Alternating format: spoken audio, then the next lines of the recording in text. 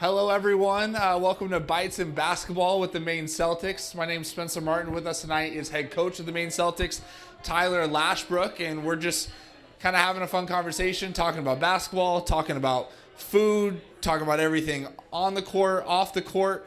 Tyler, this is his first year in charge of the Maine Celtics. How are you settling in? Just kind of introduce yourself, I guess, a little bit to the people here for us. Yeah. So, I'm loving it. Having a blast every day is a challenge, but a way to learn and continue to grow in my career.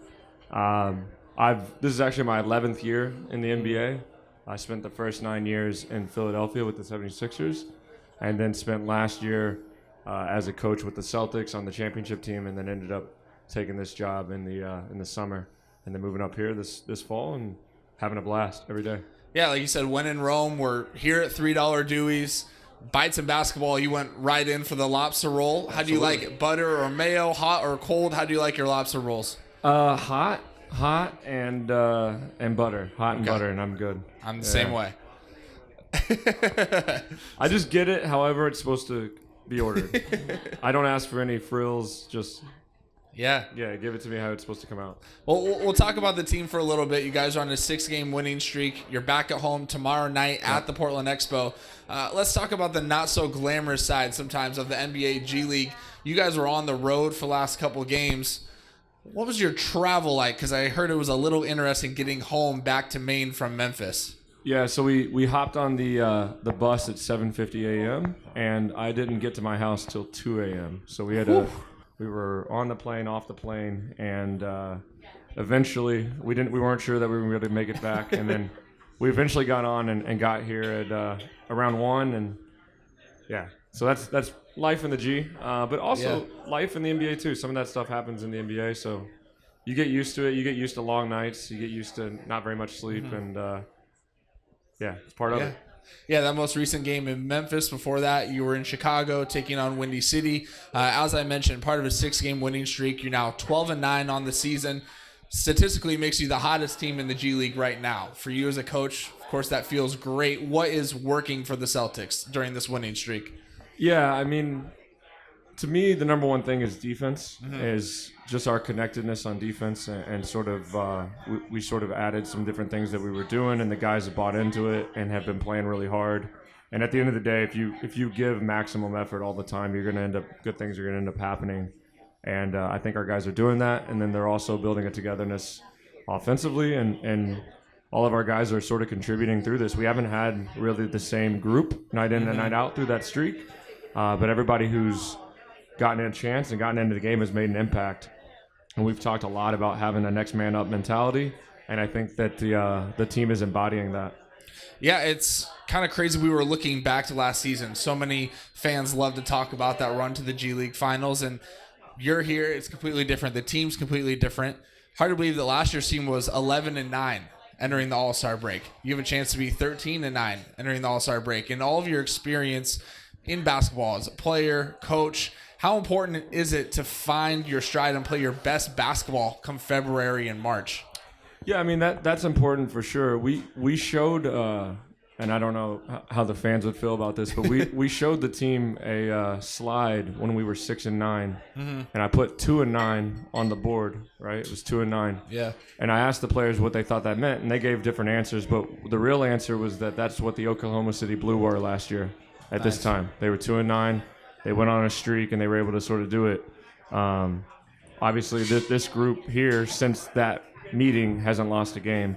And I think that we're just having a sort of a group that's building together, becoming a little bit more cohesive, and sort of and getting the job done right now. Yeah, we'll kind of do one last basketball question. I want you to kind of dig into that a little bit. But for those who don't know, Tyler is also an assistant coach for the Boston Celtics. You worked with Boston primarily last year as an assistant coach. Of course, that team went on to win the NBA championship. And so what did you take from that group that really stood out in your mind when you think of that 2024 NBA title? What made that team so unique, and how do you bring those characteristics and lessons to Maine? I mean, I thought that we just had a group last year that was so driven by the same goal, right? Like everybody was at sort of the point in their career where they were willing to sacrifice and do whatever it took. And that was the motto that Joe sort of came up with, was whatever it takes. And it takes what it takes. And that was the mindset that we sort of grew last year. Yeah. And it's a mindset that we're trying to grow here as well. Like, nothing has been perfect, right? Like, we haven't had the same roster, the same group, or the same available players. But at the end of the day, it does take what it takes. Like, some nights it's going to be your night, some nights it's going to be other guys' nights. And we have a group that's sort of buying into that and has been able to carry us over the last month or so. You mentioned Joe Mazzulla. Who are some of the more influential people in your professional basketball career? Yeah, Joe obviously has played a big part, especially in the last year or so. Doc Rivers was a big part of my life for 3 or 4 years in Philly. And then Brett Brown is probably my number one mentor, and was the guy that was the first head coach that I really worked for and learned a lot from, and was with him for 6 years. And one of the guys who I still stay in contact with and talk to quite a bit. Talked to him about a week ago or so. And so those are probably the 3 main guys. That's a good list. There's some NBA titles in that list. Very fortunate. Yeah, Very and fortunate. Brett Brown, a main guy. What did he tell you before you took this job? And you said you stay in contact frequently. What he what was did you very kind of he was up with? very interested in where I was going to live. Number one, he's a South Portland guy, but obviously he knows Portland. He was very adamant that this is the best food city. He was right about that. This food is unbelievable. He was the first person to really tell me how electric the expo would be, and how excited the fans would be, and how if we were able to get this thing rolling, that the fans would be there and show up. And that's something he was telling me, and I had obviously seen it last year watching Blaine's team and the fans that were there for those games. So yeah, he taught me a lot. Take a bite. Take a bite of that lobster roll. And yeah, hard to believe when you look at the schedule at the Portland Expo. There's just 3 more home games to go left in this season, including tomorrow night, January. There was 14 total games. 11 of those were at home. Felt like every other one of them went to overtime in those games. That was kind of where you had that 4-game losing streak in the middle. You had that tough stretch with overtime games. I mentioned that because you just talked about the fans, that electric atmosphere at the Portland Expo. When I talk to you guys, I want to kind of peel back the curtain. When you win or when you lose, what is that like as a coach, especially at home? Because I know that you personally care about having over 2,000 people at games, especially when you come from other arenas like you just did on the road where there's hardly anyone in those seats. Yeah, I mean, we've talked to the group quite a bit about not taking basketball for granted. Whether that's just enjoying playing and being healthy and being able to do this for a living, but also not taking for granted the fact that we're playing at a place that cares, with a crowd that gives us energy. And that's something that our guys are really tuned to and understand. And so losing at home is, I don't want to lose on the road or at home, truthfully, but losing at home is no fun. And especially, for that stretch of games that we're all close. But I thought, for the most part, that those are opportunities for us to also learn from. And we've had a little bit more success late game recently. And I think that we sort of learned from some mistakes, and we'll continue to learn and build as we move forward. Yeah, and you've told me in our conversations how much you've learned throughout this season, what this experience has meant for you. Let's go way back. You're originally from Kentucky, and just when did you decide you wanted to become a basketball coach? Yeah, so I played my whole life. I had a health issue that didn't allow me to continue to play as far as I wanted to, and the year that I wasn't around the game, I just missed it. And so when I went to college, wasn't totally sure what I was going to do, but I knew I wanted to be around basketball, and I started coaching when I was probably 19 or 20, coaching camps and clinics locally, and then coaching kids. And then whenever I graduated college, I was able to get a internship with the Sixers, and knew from that moment that I wanted to coach. And have been very fortunate to work for the people that I've worked for and learn from them, and continue to grow and have really good people around me all the time. And that doesn't get lost on me. And so, I knew that the path for me was going to be through the video room and then through player development. And I was able to sort of get lucky enough where that happened and tried to build from there. And now I know when you coach and you're on those sidelines and there's a bunch of kids at the expo, maybe even some people my age, adults, are thinking, man, that guy has an awesome job. Like, how did he get that job? What advice do you have for people who think, hey, I want to try being a basketball coach? My number one advice would be coach wherever you can, whether that's training kids locally, whether that's training high schoolers or college kids locally, whether that's helping out at your local camp or your local clinic. You have to coach. Yeah. And then once you start coaching, you understand whether or not this is what you want to do. And I think some people think they want to do it and then get into it and realize that maybe it's not exactly what they want to do. And so if you want to do it, you just got to go do it, as simple as that sounds. Try to make the right connections with people and then honestly get lucky, you know? Yeah, and with that, I mean, we talk about getting lucky, the good parts of the job. What's the hardest part of your job? What are the most difficult things that you go to either on or away from the court? On the court, the parts that would be difficult are the fun parts, right? That's figuring out and problem solving and trying to solve all these different challenges. I would say the number one challenge for me personally is my family still lives in Boston. Yeah. And so being away from them has been a bit of an issue at times for me, and I miss them a lot. And so that's probably been the number one challenge, but that's also a challenge that coaches deal with all the time. Yeah. There's coaches throughout the NBA or throughout college or throughout Europe right now who are away from their families, and that's probably the number one thing is you're sacrificing a lot of time away from them, whether you're on the road or whether you have to live in a different city or a different part of the country to do what you love. And so you have to be, like me, very fortunate to be surrounded by a wife who is willing to sort of go through those challenges with me, and so that's probably the number one challenge. All the stuff on the court, those are fun challenges. How do you cope with that? We look at the schedule. You have 9 consecutive games on the road. What are maybe those special things you keep in your suitcase for a road trip like that? Yeah. How FaceTime certainly helps. FaceTime for sure. FaceTime certainly helps, and then just being mindful of understanding the days where we have off, right? And knowing that I'm the one who can actually make us off. So sort of stealing some days there has been important for me. And but those are, that's part of the job. That's part of the job. Go ahead and have a little bit more of your food. We do have some people who have submitted some questions for you. Sweet. While we're here at $3 Deweys. Oh, you're going to love this question. Uh-oh. Whoever wrote this question is Tyler's favorite fan. The question is, how much of an impact has DJ Rodman made on this team since he joined us? That is my favorite question. He's been tremendous, man.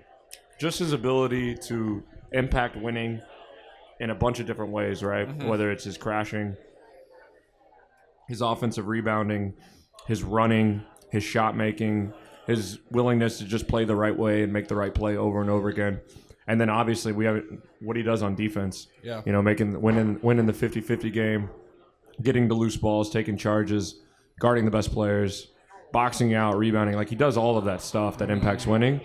And we missed him while he was out the last couple of games, but we had guys who stepped up and sort of filled those roles as well. And so, DJ's been a massive, massive impact on our team. And an awesome guy. When I have something to share about a guy away from the game, I love to have that chance. And we had an event at the Boys and Girls Club, and all the guys are fantastic at the community events.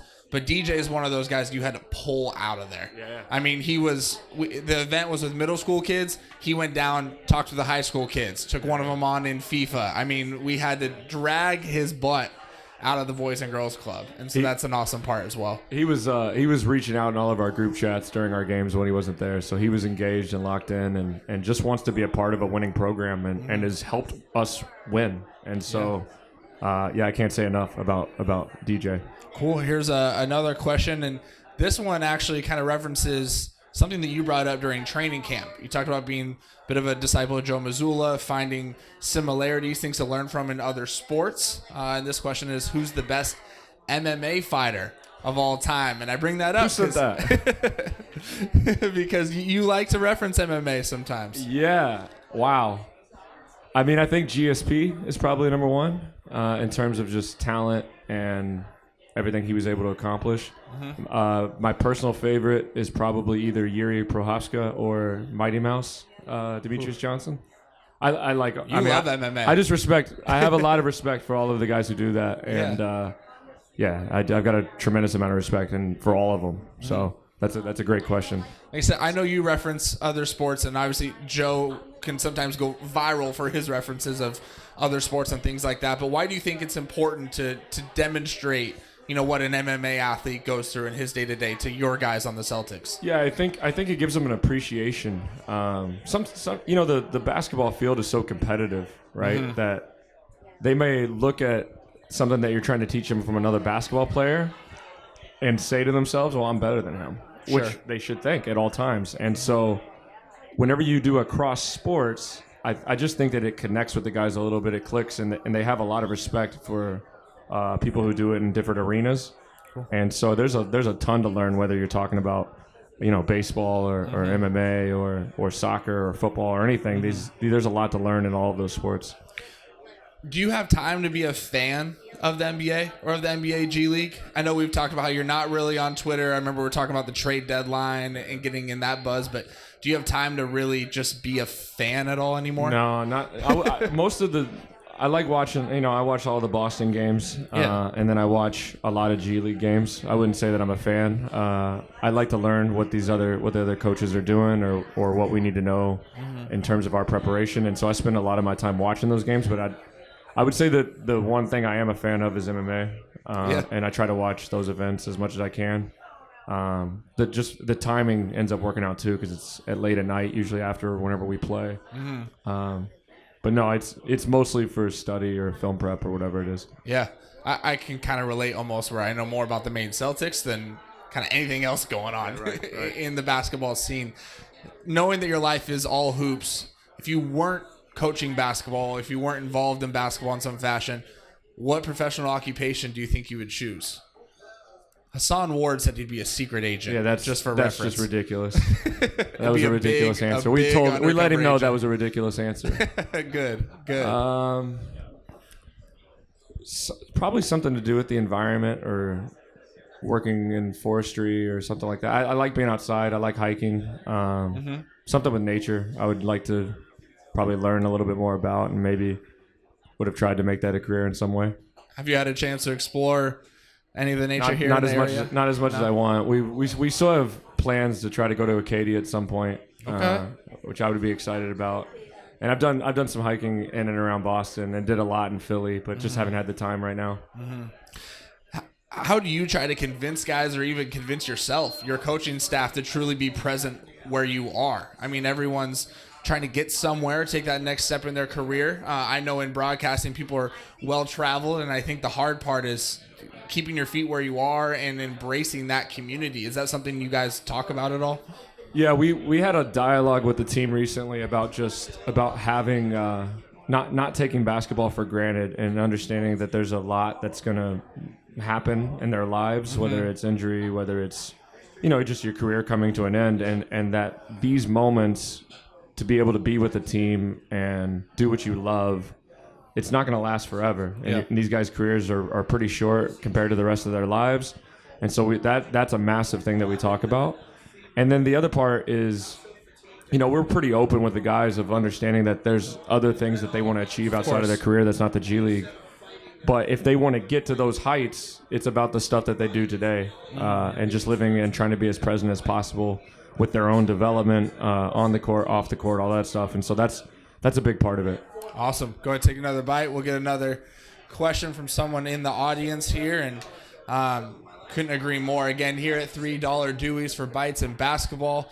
The question we have from here in the crowd, is there a process when a new player joins the team partway through the season? They seem to come over on the court ready to play. A great example of that, Miles Burns flew in, arrived in the afternoon, played that night, scored 9 points. What's that process like? So it's ironic. I was with the Sixers for a long time, and I think one of the years where I was there was the quote unquote process, and I think we had 39 players, and so I learned from Brett Brown how there's no perfect answer to it, but how to be able to get guys who don't quite understand the system to be comfortable being who they are. Mm-hmm. And then the biggest learning curve for those guys is trying to figure out who their teammates are, because for the most part, they don't know that part. There's a process in terms of sending them tape and film, sending them our playbook, sending them our defensive terminology. But the process for me and my conversations with them is always go be you. Mm-hmm. and be comfortable, and we'll teach you as we go. But as long as you give me 110% effort, we're going to be able to teach you the details as we go. But the effort, that translates. You show your reactions, your emotions during the game. Often you look to the coaching staff when you're impressed or a certain play. I'm talking in positive ways. Like when you're impressed by a certain play or act. And we talk about Miles. And he had 9 points in that game. What are you thinking with a guy like that who just arrived? I mean, obviously you said go be you, and you're trying to prep him. But when you're actually watching it in action, what is that like? I'm always impressed. I'm always impressed by the players who can do that. And we've had a lot of guys throughout the year who have been able to come in and sort of make an impact immediately. Whether it's Miles, whether it's Cam, whether it's DJ who did the same, whether it's Jawan who had a good run with us. And so I'm always impressed that, one, that they stay in shape outside of playing. Yeah. That's not an easy thing to do. And two, that they're able to come in and play with confidence. And so a lot of that goes to credit for them, right? Mm-hmm. That they do all the work behind the scenes that allows them to go be themselves. Awesome. Another very good, relevant question for us. Obviously, you guys have gone to overtime now 7 times. You just got a win against Windy City. 2-5 overall. Hard to believe. We looked at it. The last 3 seasons, there were 6 overtime games combined for the Maine Celtics. And now you're at 7 just on this year. The question is the best of 7 target score overtime. Like it, hate it, why? What's your thoughts on that NBA G League rule? For those of you who don't know, it's easy for me to say because we're 2-5 that I don't like it. Right? Yeah. I don't think that's the right way to approach it. I look at it as just a challenge and a way to learn different stuff, right? Like, so you have to have different preparation than you would in the NBA. Yeah. When they're at 3 points away, are you fouling? That's number one. The importance of winning the tip because possessions are so important. The importance of challenging anything that's close because 2 points in a game to 7 is really important. And so I've just been able to. I wouldn't say I like or dislike it. It's just a challenge that I try to take head on and learn from and grow and get better at and study and I think I don't know if the fans like it or not. Weirdly, my dad likes it. Which is, I'm like, we're trying to win these, Yeah. And you're like, they haven't worked out well for us. He still likes it. So I would imagine that certain fans really like it because it does mean how important every possession is. Whereas when you're playing in a 5-minute overtime, games can get away. Yep. This sort of allows for that not to happen, but it also allows for, I think, a little bit of flukiness and a little bit of randomness, which is tough. Yeah, I think the fans are still thrown off by that untimed period. Right. Seeing the clock. Me too. At the expo, right?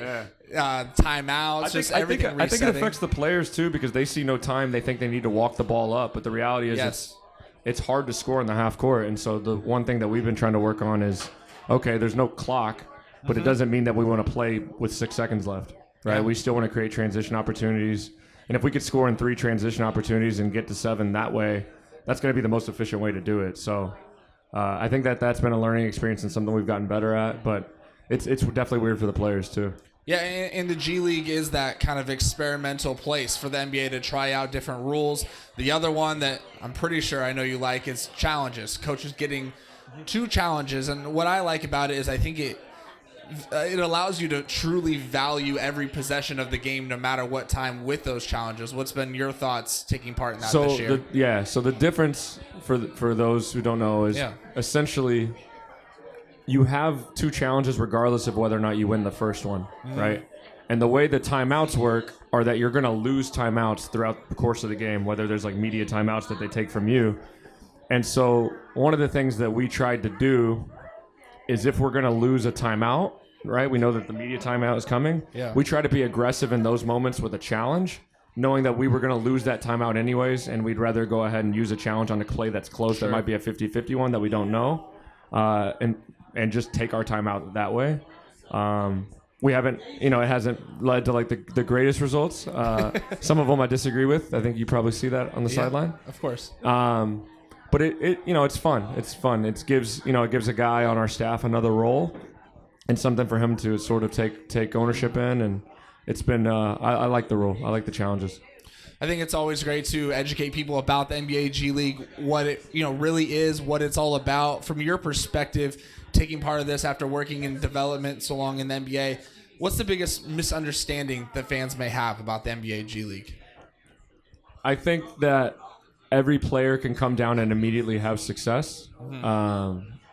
These guys, when they get assigned or they're two ways, there's a target on their back, and they're playing against a really talented league. The talent through the G League has gone up over the last 4 or 5 years, especially with the addition of the two ways, and then which ended up becoming 3 2-ways. Yeah, just means less guys, I think, going overseas, and so there's an influx of talent for every team that you play, and then there's an influx of former NBA guys all across the league. You see that up and down rosters where guys have former lottery picks who are playing 20 minutes, and those guys are looking to prove themselves, and so I think there's a at least from my perspective, there's always been a miscommunication in terms of the expectations for players when they're here, or from fans that think that they're going to come down and have success right away, and it doesn't necessarily work that way, right? Like they need to be a part of the system, they need to be in a rhythm, all that stuff. So I think that's probably a misconception. And as a head coach now with the whole team, but then previously in player development, what is the lesson that you preach to these guys who are former lottery picks, or they were in the NBA, or they were that guy undrafted? Like, how do you balance personal success with team success in this league? Yeah, I think that's a great question. I think that is the challenge all the time. But at the end of the day, if you're doing all the things to develop winning habits, it should translate into team success. And if you're not, then you're not doing things that translate into team success, right? Sure. And so we're trying to help guys develop into winners and develop stuff that impacts winning at a high level. And all of them have their own, skill set and ability to do different things, and their different athleticism and size and all that stuff. And so they're all trying to figure out ways that they can most impact winning, and we're trying to help them with that. Cool. Dig in a little bit more. We'll fill some time. Just a reminder, this is Bites in Basketball here at $3 Deweys. This is one of our live episodes. We have a couple others on our Maine Celtics YouTube where some of our players interview each other. They get to talk a little bit about things on the court, off the court, just have some conversations so you can get to know all the Celtics players a little bit better. Your first year, again, in Portland, Maine, for those just joining us. What do you like about living here? I know you got kind of some of your favorite spots right here along the water. Even though you're originally from Kentucky, I know you consider yourself to be part of the Northeast now. Yeah. What do you like about Maine? Well, my daughter was born in the Northeast, so I think that makes us Northeasterners. I love the food. I love the food, and I love the people, and I love the coffee. Those 3 things. The scenery's great, too. I brought my family up here around Christmas time, and they were amazed by it. And yeah, it's a beautiful place. We saw some lighthouses, and so there's a lot to like. I think and the players like it too. Do they? Yeah, they love this city. I mean, this city is amazing food, amazing people, amazing coffee, all that stuff. So, all right. As someone who recently moved here, I agree with those 3 things. This may ruffle some feathers. You're gonna have to go in the coaching room and address some of this. The question is, who is the best and worst pickup players on the coaching staff? Careful what you say here. Who are the best and worst players on the coaching staff? It depends on what you need, That's true. Do you need shooting? You probably, you might go Bake. Do you need rebounding? You probably go Steve. Do you need handling and defense? You go LT. You need scoring? Just somebody to go get buckets? You go Taj. I'm the worst. I'll just say I'm the worst. That's the answer? That's a good answer.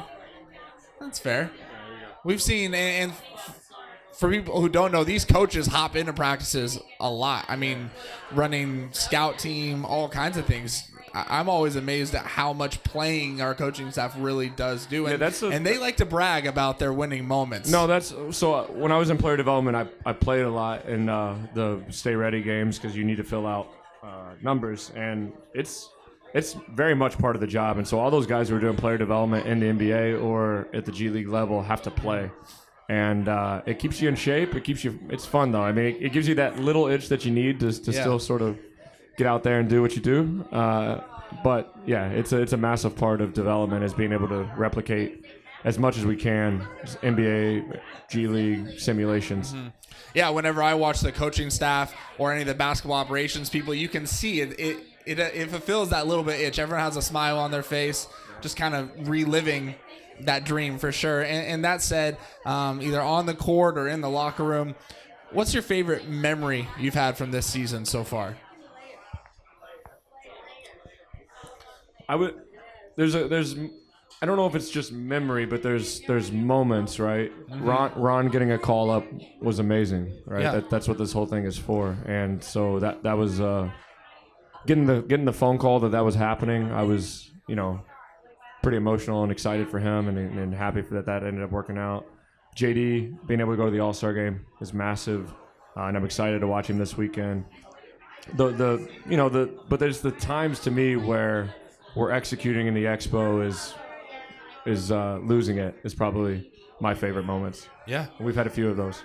Yeah, for those who don't know, Ron Harper Jr. signed a 2-way contract with the Motor City Cruise and the Detroit Pistons organization. So that was an NBA call-up, the first one since 2021 for this organization. And then, J.D. Davison this Friday night taking part in the NBA Rising Stars. That's pretty cool. With this new format, I mean, he has a chance to take on the NBA All-Stars. There hasn't been a better player in the G League than J.D. Davison over the last 6 games. He's been that good. And I know the numbers are what they are, but I'm talking about his defense. Picking up full court, jamming the ball and pick and roll, being active in his shifts, rebounding. He has been elite over the last 6 games, really all year, but the last 6 games in particular, and we're excited to watch him at the All-Star game. That said, you can just read this question for me then. Yes. J.D. Davison is G League MVP, right? Yes. 100%. Yes. Yeah. 3rd year with this organization, and I think we've seen also behind the scenes his growth off the court. And you've talked about what I think a lot of people didn't before, how smart he is on the floor and how he doesn't always get enough credit for that. Yeah, he's a quiet kid by nature, but he understands the game at a really high level, both what the other team is doing on both ends of the floor, but what we're supposed to be doing and managing situations and all that stuff. He's really smart. Good player. So we talked about JD taking part in the NBA Rising Stars. So that said, what are your plans for this All-Star break before you hit the road? Hang with the family. Yeah. Hang with the family as much as I can and be with them. I think my wife and I are going on a Valentine's date in Boston and then hang with our little one the next few days. So I'm excited about that. Awesome. Well, enjoy it. You certainly deserved it. Thanks so much for sitting down with us here at $3 Deweys. Great reminder that, like we said, the next 9 games are all on the road. Celtics aren't back here in Portland until March 20th. $3 Deweys will play all of the games right here so you can watch them. We play tomorrow. You play tomorrow. I know. But after that, I already know that we got less than 100 tickets available for that one. So, sellout underway. I'm not surprised. All right, so 7 o'clock tomorrow night, the Portland Expo taking on the Long Island Nets. Then they hit the road, come down here to $3 Deweys, and check out the Maine Celtics YouTube channel for all of our editions of Bites and Basketball.